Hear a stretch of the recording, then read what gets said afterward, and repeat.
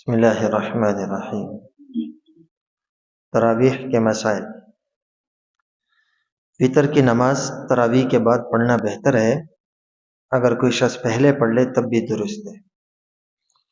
نماز تراویح میں 4 رکعت کے بعد اتنی دیر تک بیٹھنا جتنی دیر میں 4 رکعتیں پڑھی گئی ہے یہ مستحب ہے۔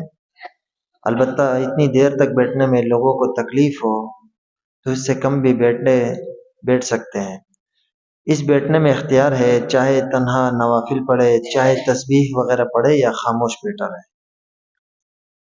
اگر کوئی شخص عشاء کی نماز کے بعد تراویح پڑھ چکا ہو اور پھر تراویح پڑھنے کے بعد معلوم ہوا کہ کسی وجہ سے عشاء کی نماز درست نہیں ہوئی تھی، مثلا وضو کا مسئلہ تھا یا کوئی بھی مسئلہ تھا، تو اس کو عشاء کی نماز کے اعادے کے ساتھ تراویح کا اعادہ بھی کرنا ہوگا۔ اگر کوئی شخص مسجد میں ایسے وقت پہنچے کہ عشاء کی نماز ہو چکی ہو تو اسے چاہیے کہ پہلے عشاء کی نماز پڑھ لے پھر تراویح میں شریک ہو، اور اگر اس درمیان میں تراویح کی کچھ رکعت رہ جائے تو پھر ان کو وتر پڑھنے کے بعد پڑھ لے اور وتر جماعت سے ہی پڑھ لے۔ رمضان میں ایک مرتبہ قرآن مجید کا ترتیب وار تراویح میں پڑھنا سنت مؤکدہ ہے، لوگوں کی کاہلی یا سستی سے اس کو ترک نہیں کرنا چاہیے۔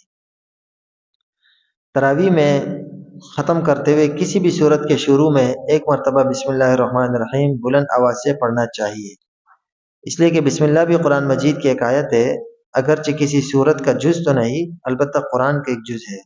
بس اگر بسم اللہ بالکل نہ پڑھی جائے گی تو قرآن مجید کے پورے ہونے میں ایک آیت کی کمی رہ جائے گی، اور اگر آہستہ سے پڑھی جائے گی تو اس صورت میں مقتدیوں کا قرآن مجید پورا نہیں ہوگا، امام کو تو پورا ہو جائے گا لیکن مقتدیوں کا قرآن پورا ہونے سے رہ جائے گا۔ رمضان کے پورے مہینے میں تراویح پڑھنا سنت ہے، اگرچہ قرآن مجید مہینہ تمام ہونے سے پہلے ختم ہو جائے، مثلا 15 روز میں پورا قرآن مجید ختم ہو تو باقی دنوں میں بھی تراویح پڑھنا سنت مؤکدہ ہے۔